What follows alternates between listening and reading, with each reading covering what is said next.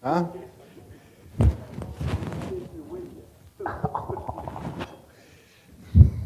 okay. Good afternoon. My name is Pete Nelson. I'm Dean of the Engineering College, and along with Wayne Giles, Dean of Public Health, I'm co-chairing the search. I want to welcome everyone here. Thanks for coming. I know we've been having a lot of people watching through the webcasts, 75 to 100 people per forum. And want to remind everyone to please fill out your evaluation form. It was sent along with a link announcing the forum. So today we're very honored to have Vice Chancellor for Research Candidate Dr. Luis Vasquez, Interim Vice President for Research and Associate Vice President for Research at New Mexico State University. Dr. Vasquez will share his background and vision for our research enterprise. He's a native Chicagoan, earning a BA from Illinois State, MA and PhD degrees in counseling psychology from the University of Iowa.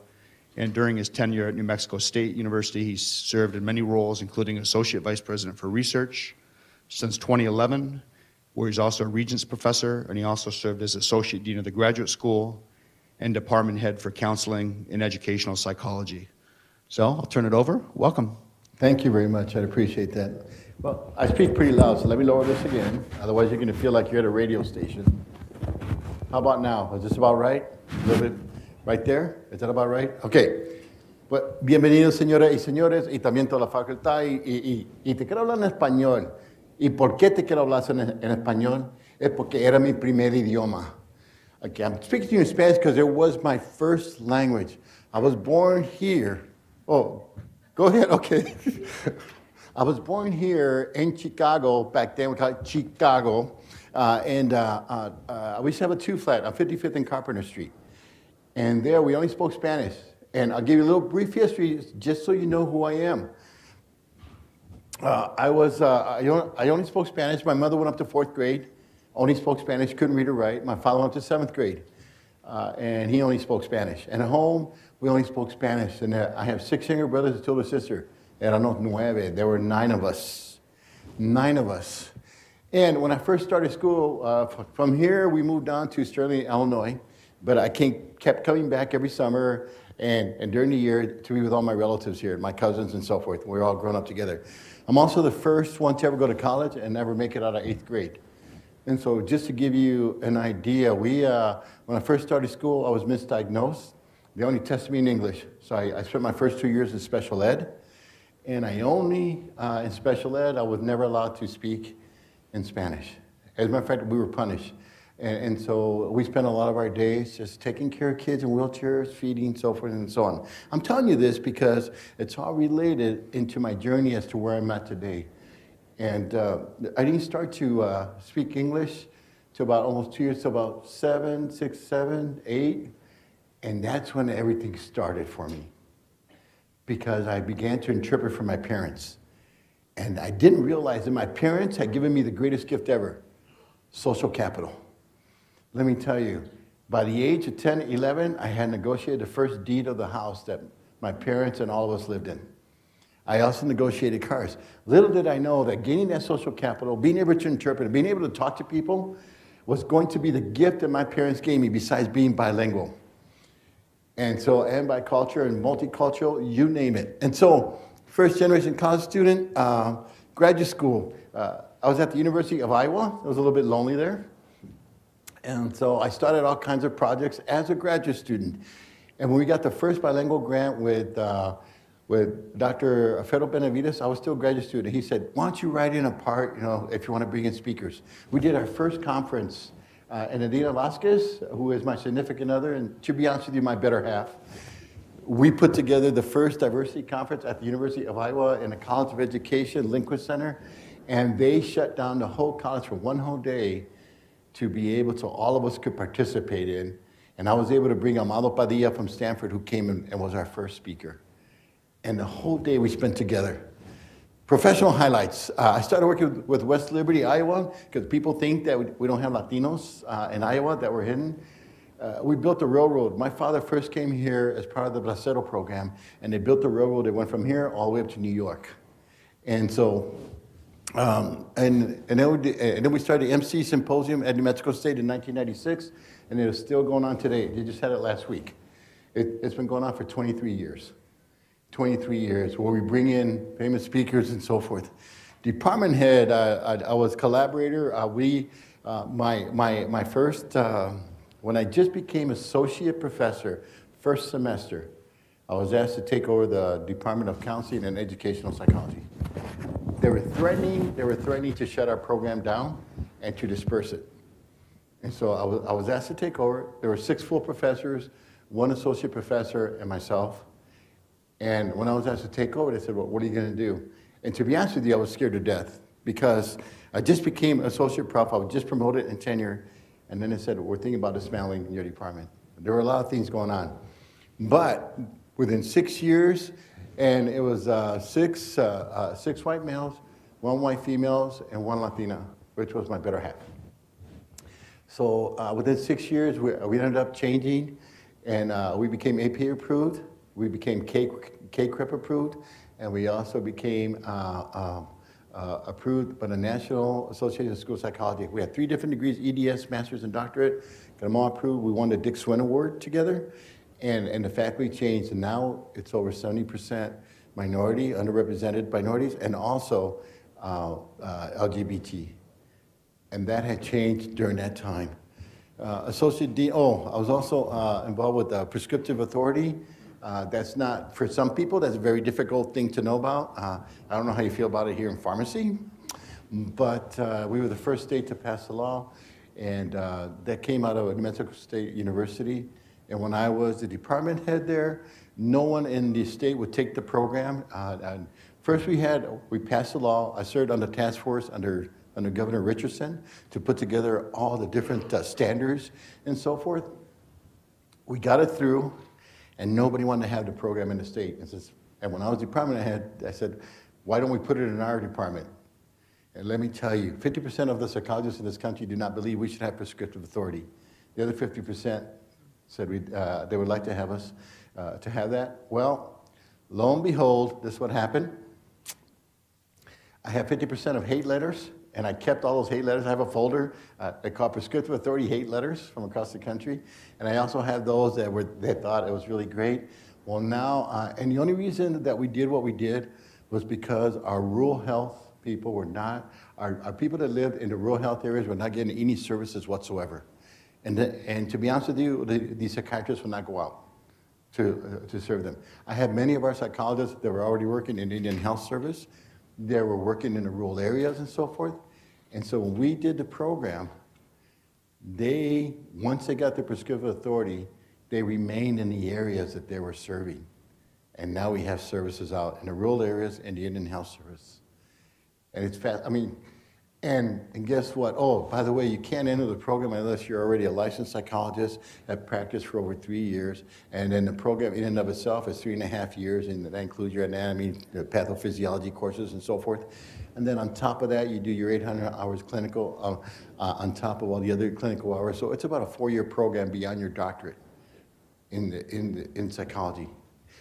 And people wonder, how can you do that? You guys don't have a medical background. The Navy's been prescribing with prescriptive authority for over 30 years. So our first iteration of students, I was able to recruit some of the professors that came in to teach. They were from the Navy, and they had been licensed to prescribe. They've been licensed to prescribe and been doing it for almost 30 years. Those were our first instructors. And they also testified in behalf. When we went in front of the legislature, that was another thing.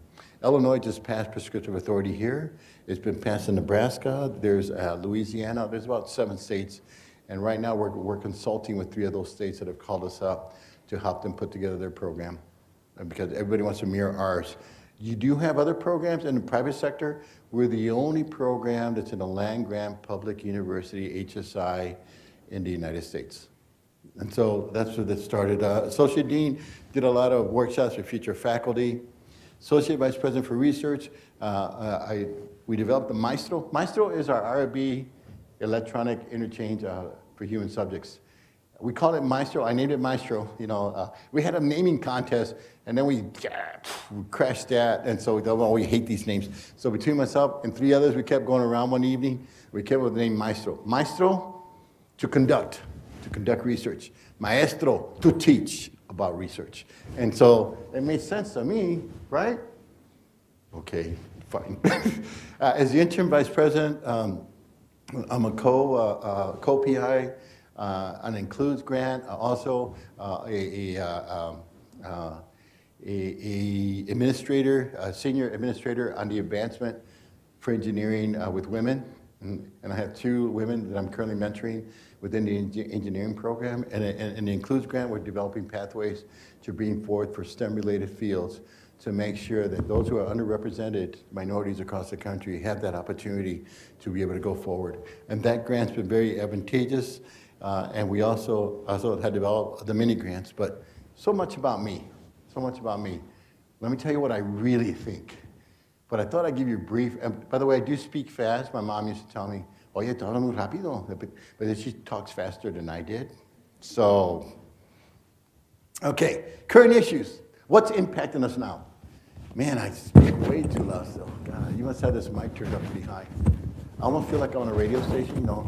Welcome to KWOK, welcome to the news. Here, we're about to get started here. Okay, current issues, national. Negative legislation, threats of reducing federal support.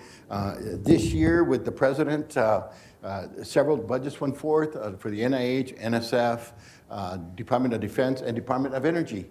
And what happened? The president wanted to veto that, and they wanted to change the FNA in the NIH. But what occurred? Believe it or not, bipartisan vote. And they all increased the budgets of each one of those agencies. Can you believe that? They actually voted and it went through. So that's why you're getting all your solicitations and all those RFPs and dear colleague letters. They're coming out at the last minute. But we were warned about 6, 7 months ago. Somebody asked me earlier, how did you know that was coming? I go, no, they told us 6, 7 months ago, we're not going to let you down. Hang in there. And we were shocked at our campus. Said, man, if they take this away or they freeze the budgets, we're done. We're going to have to close down our research enterprise. That's not what occurred. And so we ended up getting, there's more money now. However, the compliance regulations have gone out. We have the more common rule that's going to come this summer, if passed, where faculty, you'll love this, you get to decide what's exempt without ever talking to us. However, we are still responsible for if anything happens. They said we won't know it until something happens. It's a very reactive type of clinical trials have changed and the definition of a clinical trial. Now for some normal IRB and for human subjects, that too will be changing. So now some of those will qualify for the clinical trials definition. Fascinating. Students, attacks on Capitol Hill, on research workability, fake news about research, and that keeps going on and on because you realize we do not have an ozone layer. It's just going to be snowing all the way through May here. And when I got off the plane, I left 85-degree weather, and I got off the plane and go, oh my gosh, I'm home. Okay, state. Reduce support from state. We joke in New Mexico, and we say, we used to be state-funded. Then we became state-supported. Now we're state-acknowledged. And so, and here I saw you but you did get a budget passed recently, and you did get some monies coming. So the reduction in student financial aid, legislative question about higher education, lack of understanding for supporting research. See, your legislators, when I'm up on the Hill talking to the legislators, they want to know, whatever research you're doing, are you going to get results in the next 6 months that I can use for my election? Excuse me, 6 months? Oh, no, it's going to take long to do this experiment. Well, why do you need the money for then? Well, because we need to, and the argument goes on and on. When we get at the local level, the community wants to know, what are you doing that's going to help us improve our life? What are you doing? Can you communicate to us what's going on? And so many times, we as faculty do not know how to talk to the community. I was at a presentation on our campus. Engineers were showing how to put together a bridge, how to build a bridge. And they built a bridge in Taos, New Mexico, and they built a brand new bridge, and they put this fencing out on the outside of the bridge, right? And they're going through the presentation, and they were losing the audience, and we were getting tired, and people were doing the nodding head thing. And so I asked a question, and I knew what the fencing was for. I go, why do you have fencing on the outside? And they said, oh, because people try to commit suicide, they jump off the bridge. I go, is that why you have the phone that you put in the middle? Yes. the audience perked up. You know why? Because they made a connection with the community to understand there was a real life reason why the things were the way they were with the bridge and why they had the phone there. Because it related to mental health, it related to extension services for people with mental disabilities or whatever the case may be. And for people who was looking, maybe this is one last chance. So if I really have to make an effort to jump off this bridge, I'm going to have to climb all the way around, get up on the other side of the fencing on the bridge, or I can use that phone right there and call somebody up, and maybe somebody will come help me. Can you imagine? So the bridge was never, that was part of the story, but the real story was the things they did to impact the community that was using it. And by the way, before then, it didn't have any of those things of fencing or anything. Many people have committed suicide off that Taos Box Canyon bridge. And let me tell you, I walked in there and looked, it is high. I mean, my knees trembled just by looking over it, so I couldn't even imagine somebody going out there. Okay, so in order for research to work, we need to develop what I call a lingua franca. A lingua franca is Italian, and what that means is that we need to develop a common language. Back in the old days in the Mediterranean, the Greeks, the Italians, the Arabs, and the Spanish. Okay, they couldn't talk to each other, right? Because each had their own language. So what happened? They started to learn words from each of the different cultures. And when they learned the words, they were able to begin to negotiate.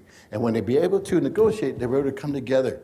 So they became were able to work across their different commerce to be able to make deals and to be able to work and so forth and be able to sell goods and so forth. Well, the same thing needs to happen here. It's almost the equivalent of being bilingual, because to be bilingual, I have to have the capacity not only to exercise the language of my respective specialization, but also to attend, learn from, and eventually contribute to wider cultural conversations. So how do you engage all these different disciplines? Learning how to develop a common language where we can come together and say, you know what, this is important, and we can do this, we can do this. And so when we engage, this is when we can begin to deal with our grand challenges. Oops, did I go? Grand, okay, here we are. Was that it? Relationship, no? Okay, and this is what brings us to interdisciplinary scholarship. Industry and government laboratories have been using a common language forever. Have you ever gone, if you ever visit Los Alamos National Labs or Sandia or the Army Research Lab or the Air Force Research Lab or the White Sands Missile Range, when I go visit them, you wouldn't believe the industry that's there, the contracts that are going on, the DoD projects and so forth. So they have mastered this of coming together across different disciplines to resolve problems. Universities are now starting to do a better job of this, but we're still working on it because we need to develop our social capital, connections. We need to actually make sense with each other so we all not only feel important with each other, but we all feel a sense of we can do this together and we can solve problems. Education needs to get together with social science. Social science needs to get together with bioscience. Bioscience needs to get together with nutrition. Nutrition needs to get together with the healthcare workers. When you all come together, you're able to resolve some of these grand challenges of ever poverty, hunger, health disparities related to women in pregnancy, to prevent the deaths of infants, and also be able to empower women to make decisions, working with cardiovascular issues, diabetes, many of the pandemic type of viruses out there that we're trying to prevent. And so I was at a conference about 2 weeks ago, no, 3 weeks ago now, it's almost a month. Scared me to death. I was at the Oak Ridge National Labs, and they were talking about the genome and the bio data they were using to try to go back and take a look and say, okay, which of these people would probably have mental problems and be able to deal with biosecurity? And can we have them within the workplace? Can you imagine? How many of you did 23andMe? No? 2 people, 3 people. That data that gives you. One of the colonels that presented said, well, every military person that we enlist now, we have their DNA. So they had an N of 6 million overall across the country that they can actually trace back and look. Can you imagine what that means? What does that mean? That means that they'd be able to trace your genetics, be able to trace your history, and everything about you biologically and hereditarily, which means that now we can tell you about your probability of getting sick, what kind of viruses, And also, now they're trying to make the jump and relate it to your mental condition and be able to work in certain environments. Can you imagine applying for a job and they ask for the drop of blood and they tell you, nah, you had a tendency to be a sociopath. We're not going to do that with you. You can't work here. Instead, we're going to make you a car salesman. Anyway, that was a joke, man. Everybody went, okay, that went right over the head. Okay, never mind. So interdisciplinary scholarship grows in institutions that allow researchers to communicate, share ideas, collaborate across disciplines, find solutions. Man, I have a trigger finger here. Okay, I still have a trigger finger. Here we go. Competencies required for optimizing impact. Communication skills. Whoever you have in this position, no matter who it is, they better be able to have communication skills, negotiation, facilitation skills, mediation, networking, create strong partnerships with administration, staff, faculty, students, committees, boards, academies, foundations, community, legislators, national, state, and have the ability to listen. Have to have the ability to listen. Because if we can't listen, we won't know what's going on the other side. We won't know what's going on the other side. We need to establish and develop integrated collaborative marketing with who? University communications, brochures, there's websites, all types of media, students, DC lobbyists, university partners, national labs, funding agencies, industry, Research Communication Council. And I think you have one here from what I've seen. But how does that tie into all your different departments and your faculty? What kind of training are you getting as faculty to be able to speak about your research? How do you make it exciting? How do you make it applicable to the populations that you have out there in the city? And how do you know when you embrace and bring everyone in? How do you know that? How do you know that? And you're creating a comprehensive integrated research strategic plan of success as a cohesive collaborative partnership with each other and the University of Illinois, Chicago, community, state, and country, dealing to a global impact. Many of the things you're doing now has global impact. The rest of the world needs to know it. I was fascinated when I was looking through the website. I go, oh my gosh, social justice. Oh my gosh, health disparity thing. A couple times I even got emotional. I go, this is where it's at. They're doing a lot of things that we've been struggling and trying to do because we don't have the resources and we haven't gotten as far. This is just the definition on your website, and I'm sure that you can read it yourselves, but we're here to healthcare delivery, building bigger communities, and so forth. So how does that happen? Oops. Uh-oh. I did it again. So what do I do here? Okay, I'll just continue. Anyway, let me go back. Okay, here we go. Examples of a University of Illinois Chicago research strengths and impacts. Social justice and community disparities. You've done well here. You've been the voice for those that don't have a voice. You've also given voice to those that don't have a voice. And you've also empowered those to have a voice within the voices that you're trying to give them. Very important. Urban infrastructure. I know, I lived here. My relatives that used to live in Cabrini Greens way back in the old days when Cooley High used to be there and they took it down. Okay, that was a long time ago, but it was a rough place to be. Functional and regenerative materials, nanotechnology, and so forth. How to develop things that are going to help regenerate to make us not even better, but also be able to function at much higher levels. The brain, personalized medicine, genomics, big data. Big data is scary, by the way, because we're looking at 20, 30 years of some of these big data sets, and we're extrapolating that information to try to make sense as to how the predictability of that information will help us in being able to move forward. However, there's a lot of ethics that the big data happened before ethics and morals have come into being to be able to describe what all that means and how we're going to use that data and how we're going to serve those that need to be served the most. We still haven't gotten there, but we do have the big data.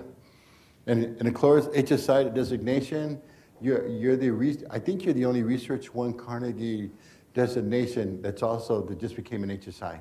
Am I correct in that? I believe that that's the case. No, there are more. Hmm? There are more There are 5 or 6. at the Research One level.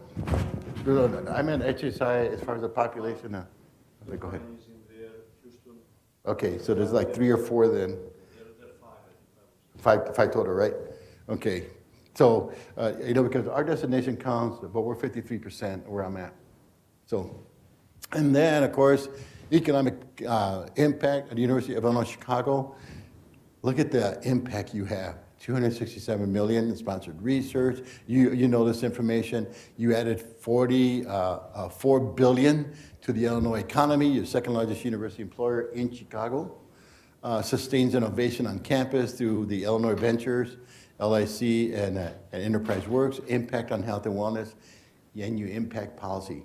You have a very comprehensive system here that attacks things in many different ways, but have you done it together? And have you done it as a whole? And are you siloed or are you integrated?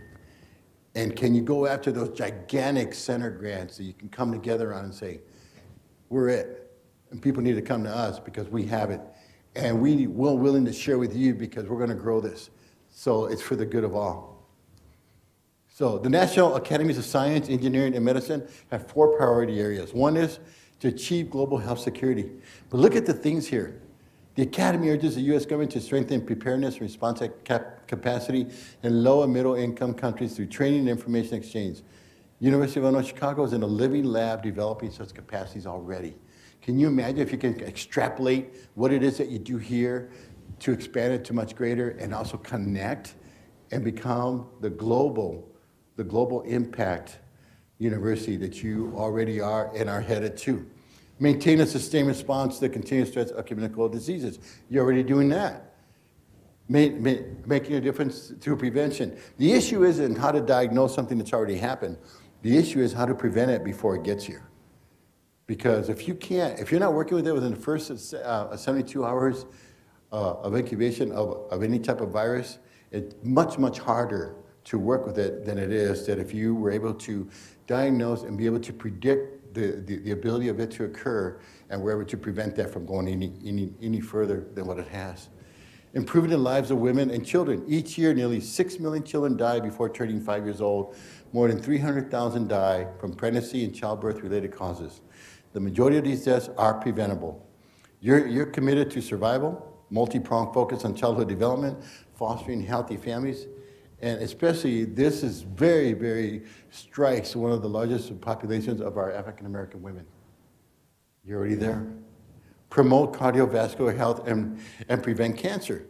Targeting risk factors, early detection, being able to eat healthy, making sure that someone like me doesn't eat my refried beans with lard, burritos. Even though I'm Puerto Rican, I still like that kind of stuff. However, my pastelitos, my guanime, funche, bacalao, I love all those things. Those are a little bit healthier, but still, what does it do to me? What does it do to me? And my dad used to like, what you all know, chuletas frita, fried pork chops. My dad loved those. Poor guy, what a diet. National labs, agencies, industry. Everybody has grand challenges. Everybody has grand ideas. When I was looking at your website and all the information that you have, almost everything that you do here fits into almost every one of these. Almost every one of these. Like, for instance, the land-grant university grand challenges. You're doing a lot of these things here. The global strategic trends. Those are the ones I just mentioned from the National Academy of Science, Engineering, and Medicine. NSF Big Ten ideas. The NSF, the includes grants and so forth. And also applying for some of those alliance grants that's going to share your information with all the other universities. NIH grant challenges, you're doing a lot of this in health disparities and the healthcare and so forth. National Academy of Engineering, I already talked about that. Department of Energy, Office of Science, Basic Energy Science Reports. Let me tell you, one of the grand challenges was how to change carbon dioxide into reusable fuel. And I see that you developed the leaf here, what they call the green leaf. And that would absorb the carbon monoxide and minimize the impact within the environment. I found that fascinating. I thought, man, I should buy some of these leaves and take them to my house and set them up, because can you imagine if we're able to get rid of some of the carbon monoxide and reuse it back as reusable energy, and it's used from the sun rays, and you don't need a battery to store it? I actually got excited reading this. I thought, wow, I should spend more time on your website and read more. So, how do you change an organizational culture? The hardest part of transforming is changing the organizational culture is the mindset and instincts of the people in the positions. You all know for change, what stops change? What stops change? Tradition. Oh, he's done it that way. What do you want us to change now? Hubris. Hey, we're the best, man. How dare you even mention that we should make a change? Hubris. Complacency. It feels kind of good the way it is. Yeah, you just let it go, man. Don't worry. Be happy. Okay? And of course, self-interest. If I do this, that means I'm going to have to work with you, you, and you, and you. And I'm going to have to give up some of my overhead for you, you, and you, and you. And then we have to figure out what the IDC is for you, you, and you, and you. And then we're going to have to develop policies for interdisciplinary type research. Who gets credit, who gets authorship, and where do all these things go? So if we want this to happen here, we're going to have to develop a very collaborative sense of responsibility and accountability. You're already headed that way. And you have all the various parts that could put University of Illinois Chicago, you're already great, but the whole world needs to know you're great. And the whole world needs to know you're great because you care about others. You see, the things that you do to help your community are the things that are going to have the global impact because they need to have your knowledge and what it is that you have to offer here. And I saw that throughout. Pillars, wherever there's pillars, we need to break it down. Money. We need to work closer with industry. We need to work closer with philanthropists. We need to bring foundations, advancement together with University Communications and Research. We need to be able to develop accounts in foundations where if we were to call them up, we have enough money for a cost share for a grant. We have enough money to bridge someone that's going in between grants. And we also have enough money for some innovation that could take place that donors feel very strongly about. Your alumni need to know what you do here. All of them do. Because what you have and what you give, New Mexico State does okay, other universities do okay, but when I was going through everything, I thought, oh my God, look at this university. And I have the honor and the privilege of being here to speaking to all of you, and I feel like I can offer so much in facilitation, negotiation. Remember, I've been negotiating since about 10 years old. That's where that started. And I'm also knowing that in a time of crisis, I'm the one that stays calm. I'm the one that stays calm. Do we make mistakes? Yes. Do we hurt each other sometimes? Yes. But what I want to know more importantly for me is, how do we fix things together? Because that's where we need to go. Work hard. I work hard. This is me at my desk, for real. This wasn't faking it. One of my students took this and I said, I'm going to use this. I also play hard. I like riding the 400 to 500 mile trip. It's called Ragbri across the state of Iowa. Last year, that's a camel at one of the stops I made riding bike. So I sent that to my staff on hump day to let them know where it was. We had 17,000 bikers, and guess what? We didn't get any wrecks, and we're all together. It was so well organized and such a collective sense of responsibility and accountability for each other that whenever something would happen, all of us would take care of each other. And that's what needs to happen. Oh, of course, I'm an alumni from the University of Iowa. Herky was out there, so I had to give him a hard time. But anyway, so the coming together means a lot. And for me, I know I'm a psychologist, but more than that, I'm a people person. And I like finding solutions of creativity to get and bring things together that I know are going to have major impact and also impact the world. Because we're going to have to do that anyway. Why not us be the first and the broadest and the most expansionist to do that? Thank you.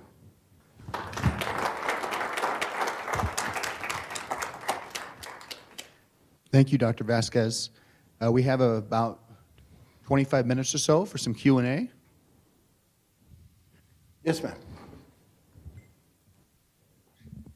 Thank you very much. That was really enlightening. Can you give us some examples, and this is kind of a fixed question because you did a real good job when we interviewed, of programs that you did in New Mexico that were bigger than they probably should have been given the size of your university? Okay, I didn't hear the last part of your question. I don't remember what it was, sorry. Sleep deprived. Programs that you that you partnered that were bigger than maybe the size of university would have indicated. Okay. Programs that we developed together that were bigger than New Mexico State, but connected across, correct?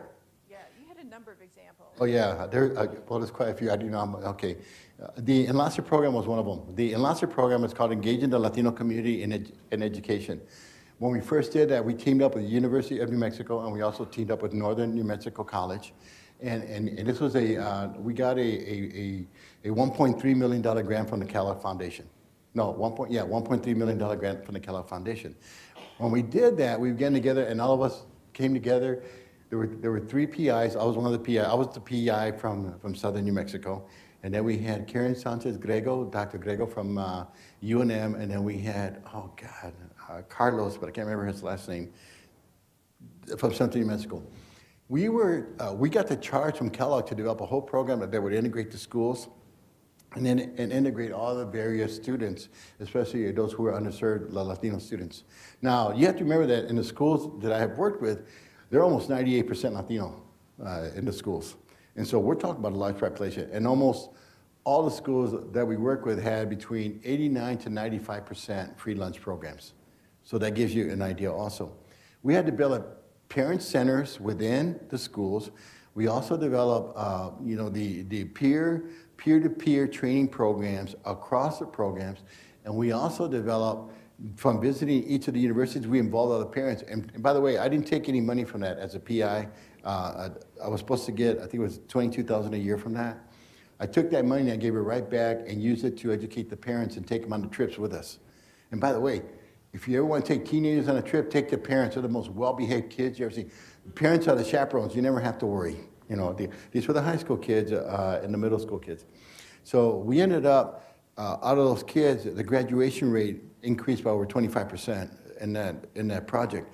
But at the end of the grant, by the end of the 3rd year, we had to begin to lobby the legislature. So myself and the other 2 PIs lobbied the legislature. I was one that testified. And, you're going to love this. On the day, we had an Enlace Day at the legislature. Then what ended up happening was, on that Enlace Day, they were going to get ready to take a vote for Enlace to refund it. Because we asked for $250,000 recurring monies. And that's still on the books today, and we still get the money. Well, that day, we had all the parents wearing Enlace t-shirts, including myself. And all the students wore Enlace t-shirts, and we went up to the Capitol with about 300 students. I asked the Speaker of the House if myself and the other and a handful of students could go up in front of the, right before they voted, in front of the legislature. And they said, sure. And they would be real nice. So I went up, and I had the students who were all wearing Enlace and so forth. And we put all the parents in the balcony to oversee so they could see all the legislators. Okay, this is a little manipulative, okay? But anyway, so what ended up happening was I asked the Speaker, are you allowed to call the vote now? And she said, yes, I can call the vote now. That's no problem. So she brought the meeting to order and called the vote. Okay? When she called the vote, all the legislators looked up at the parents. They looked at the students out in the front. And lo and behold, we got a unanimous vote of support and got that money. So that was one. By the way, I had a few legislators call me up after that, and we had a long discussion about how they felt about the whole situation. And so, but we did get the vote, and we did get the monies, and it's still recurring today. So working closely with the legislator. One of the other projects is we work with NALEO, National Association of Latino Legislators. NALEO, Latino, I'm forgetting the last couple letters. Elected officials, so that's what it was. And so I had to go do a presentation in front of the minority caucuses. Well, we got together with several of the representatives from across the country, and they flew me out to Washington, D.C. And I talked to the minority caucus, and let me tell you, that's quite an intense experience, because they shoot all kinds of questions at you. But from that, we ended up getting funded for a couple of the special projects in New Mexico to enhance the overall STEM and Pathways program. And so that was another one, but I didn't do that by myself. There were several of us. The other project was, now for the faculty, we developed what I call the interdisciplinary impact mini grants. Okay, we were having a moratorium, and they weren't going to hire any more faculty for 2 years. And the chancellor said this, I'm not hiring faculty for 2 years. And I said, oh my gosh. And I had over $230,000 still left in my budget, for startup packages, because there I actually get to decide and have a say-so on the startup packages for faculty. What ended up happening was I said, well, I'd like to keep the money. And I said, why? So I ended up writing this 4-page white paper saying that we could use the money to develop impact mini grants and proposals. I found out today that you use the same lobbying firm that we did, Lewis and Burke. I didn't know that. I found out, okay, well, that's who we work with too, and I found out by accident today. Well, anyway, so I had a competition, and I ran the competition just like an NSF type of competition with intellectual merit, broader impacts, data management, so forth and so on. Well, when we did it, this was the most important part of it. The requirements were you couldn't apply for one unless you had a senior faculty and an early career faculty come together and write in the grant. You could have grad assistants. I made each one of them $40,000. It was an internal grant. The provost loved the idea so much he gave me an extra $100,000. So we ended up with $330,000 total. And he and I worked it together. So I put together the criteria, and then I went to put together the review panel. See, I review for NSF on panels, so I brought together all the research teams to do review, and then I found out of all the research teams, we had about 6 of them, that only 3 had ever been on a review panel in their life. So that was interesting. So we had to get other experts to come in ad hoc. And we actually ran a review. We ended up with 59 proposals with over 215 faculty that participated. From the and the other requirement for that internal submission was you had to tell us where you were going to submit it at the national level, federal, state, philanthropist, industry, whatever the case may be. So when we awarded the first aid, and we awarded the aid, and there were 59 proposals total. After we awarded them, I contacted Lewis and Burke, said, look, I need some help here, and we started talking back and forth. And Lewis and Burke said, why don't you send us all the proposals? So of course we signed confidential agreements and so forth, sent the proposals. For the 8 that got the award, Lewis and Burke has been connecting them with all the different federal types of fundings and things that are going to help those teams. The other teams, okay, of the 51 that were left, they put together and they reviewed every single one of those proposals and put together clusters of research that we could go after bigger things, whether it was private industry, philanthropy, NIH, NSF, whatever the case may be, Department of Energy. So now we're getting pretty close to getting ready to submit to several of these other areas that these researchers had no idea. Every one of them has an early career faculty, and every one of those early career faculty are co-PIs on those grants. Not only does it give them credit, we also did workshops for them. We did workshops on how to write a winning grant. I'm the one that's doing the workshop when I get back on team science, so people get along. Can we get along? And so those are the kind of things and that was a collaborative project that was very successful, and yet it looks like we're going to have quite a return on our investment if they hit on any of these other grants. Oh my gosh, there's so many. The prescriptive authority, that was a big one. People threatened to lynch me on that one because I went against 50% of the psychologists in the American Psych Association. But now, we have 6 or 7 states that have passed the law, and we're consulting, and I'm one of the consultants to help them put together the program. And if this goes across the whole country, you're going to be able to get some prescriptive services for the rural areas and those and underserved populations. So that's working out, but that's been a real. By the way, for those of you that are a little worried about psychologists prescribing, we de-prescribed. I'm finding that everyone that's graduated ends up de-prescribing and taking the cocktails that have been given to individuals and taking a more social behavioral approach before they go and take a biological approach. And it's working out very well. And knock on wood, to date, no one from our program has had a malpractice suit. And it's been going, and we have 9 years of iterations they've gone through, and no malpractice suits. There are a lot more programs. I don't know if you wanted to, unless there was a particular one that you were really thinking about. Should we take another question, maybe? Any other? We have one here, and then. Okay. Yes. My name is Venkat. I'm from computer science. I am interested in this large center type grants that you want to promote as part of this office. I mean, in my experience, putting these grants together and becoming successful means first working on a, important problem, and two, having a track record on campus that would deliver on the problem. Three, bringing sort of this team and coalescing it into an operation that Yes. would come up with a compelling case. And four, working with the community and beyond to make impact locally and internationally, right? So what are your thoughts on the role of the OVCR's office in doing this? Do you see this primarily as faculty-led efforts that you would be supportive on, or is this something that you would personally champion, try to get people from across campus to do some of these things? What are your thoughts on how we can be successful doing this? Okay, I do believe that we're doing one now. We just did through New Mexico EPSCoR, we did a smart grid. Okay, and the smart grid, it came out of computer science. Enrico Pontelli, our dean, who's also an expert in computer science. Okay, we championed that not only across the campus, but we also got our other VPRs from the other two universities, University of New Mexico and also New Mexico Tech. And then we brought together people, not only for the computer science part, okay, but we also brought people from education that would deal with the social science part about changing people's behaviors.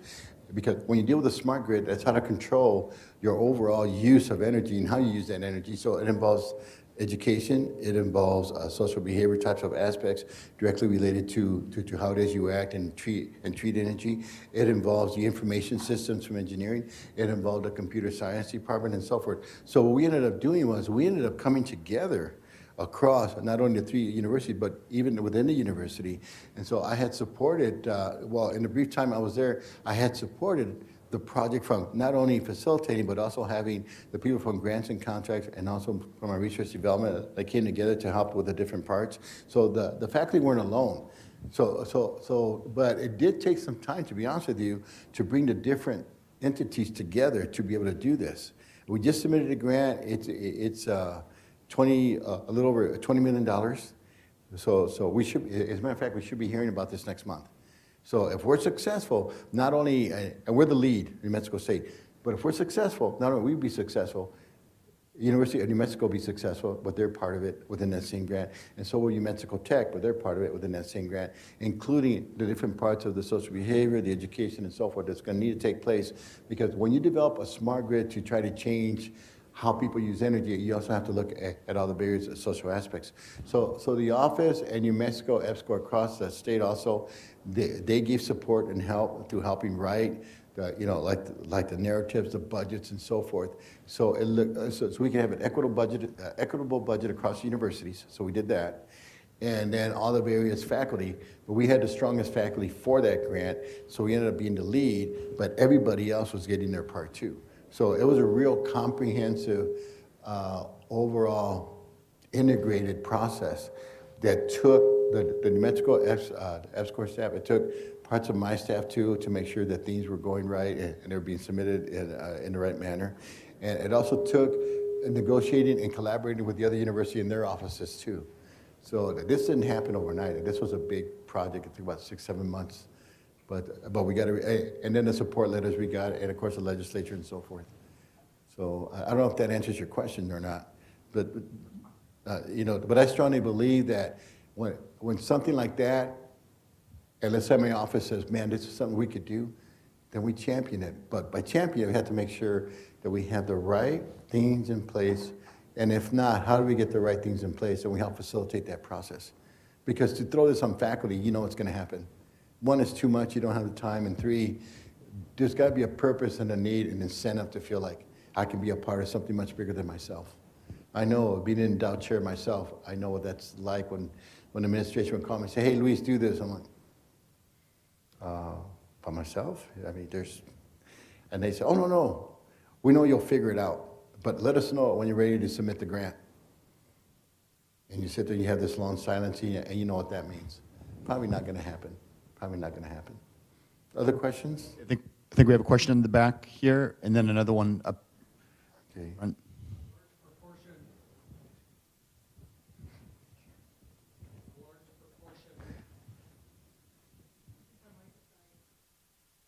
A large proportion of UIC funding is in health sciences research.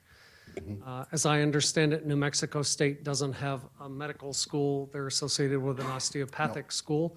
Can you talk to us a little bit about your experience with NIH research and how you might help support that type of research here on campus? Okay. We don't have a big, yours is much, much bigger. I mean, we have the College of Health and Social Services, okay, and that's where a lot of our health work happens. We also have the College of Agriculture, and that's where we have our research related to nutrition and so forth, and we have some grants through that.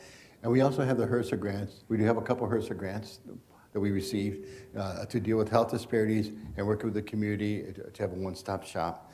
And now we're starting to work with the bioscience. We do have the Bioscience Institute that also reports to me, okay, and they're doing research through the Embrace projects that we have from across the state, and that belongs to about, well, we work within the state with the university, but also work across 7 other states too, in these Embrace projects that are directly related to dealing with issues anywhere from, and we also have the Cancer Research Institute, which is small, but it works through the Fred Hutchinson Center.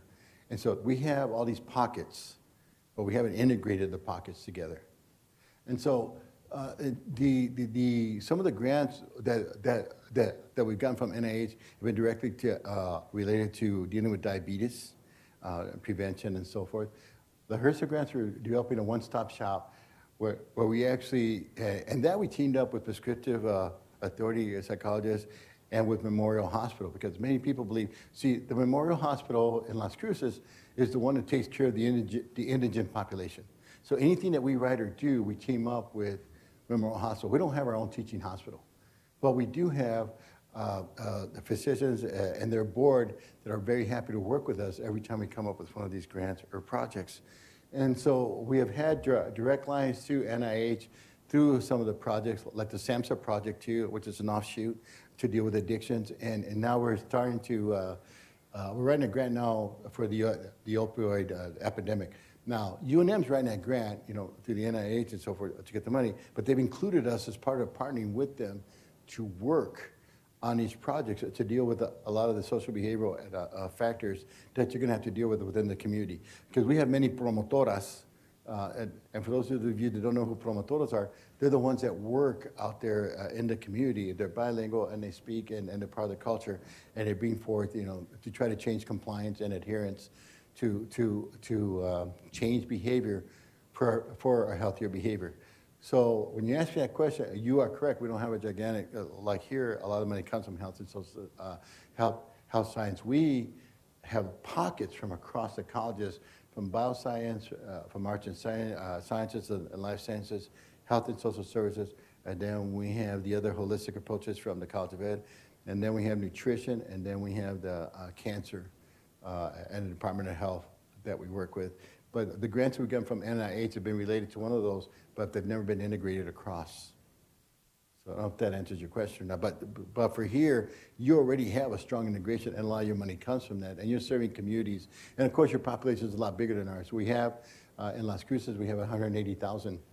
That's our population. However, when we team up with Albuquerque, we end up at, they have over 1 million there in population. And right across the border from us, El Paso, they have 1 million there. And then we get all the offshoots from the border, from when we work with the communities along the border, and there's about 1 million in Juarez. So when you combine the populations, but we don't have one that's completely, that's our major focus. That was one of the things that when I was there, when I was there, I'm still there, that I wanted to come together, and I wanted to bring nutrition through the health disparities, biosciences, education, and extension together to create one of these great big grants that would allow us to work better with the rural communities. So I think we have yes, you are time. correct. I think we have time for one more question. Hi, I'm Bob Sandusky from the University Library, and I'd like to hear your perspective on the relative importance of the long-term stewardship and curation of research data in a public university for scientific accountability and transparency, reuse of data, and compliance with mandates. And also, how would you move UIC from where it is, where data management is kind of unique and ad hoc, to a situation where there's standard university services that can support a wide variety of data management needs? Okay. Now, what do you manage your data management? Because at most universities, it's through the library. So that's being done here too, correct?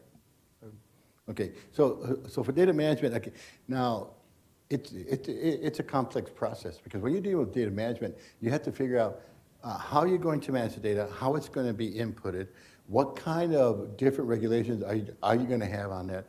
Is it reusable, and is it the same format so everybody can use the same database? You know, and that's within the discipline.